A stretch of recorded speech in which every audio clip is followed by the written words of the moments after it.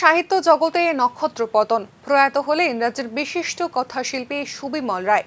তার প্রয়াণে শোকের আবহ গোটা সাহিত্য জগতে। খানিকটা অভিভাবক শূন্য হয়ে পড়ল ত্রিপুরার সাহিত্য জগৎ। বুধবার ভোররাতে প্রয়াত হলেন রাজ্যের বিশিষ্ট কথাশিল্পী সুবিমল রায়।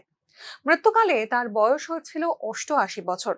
বার্ধক্যজনিত রোগে দীর্ঘদিন ধরেই ভুগছিলেন আপাদ মস্তক রবীন্দ্র ভাবনার ধারক এবং বাহক সুবিমল রায়। 1936 সালের 21শে নভেম্বর পূর্ব বাংলা অর্থাৎ অধুনা বাংলাদেশে জন্ম হয় সুবিমল রায়ের। দেশভাগের সময় ত্রিপুরায় চলে আসতে হয়েছিল তার পরিবারকে। মহারাজা বীর বিক্রম কলেজ থেকে বিজ্ঞান বিষয়ে স্নাতক ডিগ্রি লাভ করার পর তিনি যোগ দেন রাজ্য সরকারের শিল্প দপ্তরে। শিক্ষা জীবন থেকে রবীন্দ্র ভাবনা নিয়ে বাঁচতে চেয়েছিলেন সুবিমল বাবু। সেই ভাবনা থেকেই তার যোগ দেওয়া ত্রিপুরা রবীন্দ্র পরিষদে। একে একে 30টি বই রচনা করে সুবিমল রায় সমৃদ্ধ করেছেন ত্রিপুরার সাহিত্য জগৎকে। 50 এবং 60-এর দশক থেকে ছোট গল্প লিখেছেন সুবিমল রায়। তার বিখ্যাত গল্পগুলোর মধ্যে অন্যতম হলো সোডিয়াম ফ্লেম, সুরবাহার, বিজয়িনী, হারাধন এবং দুই বৃত্ত এক কেন্দ্র। 1972 সালে তার প্রথম গল্পগ্রন্থ বিবর্ণ আবির প্রকাশিত হয়।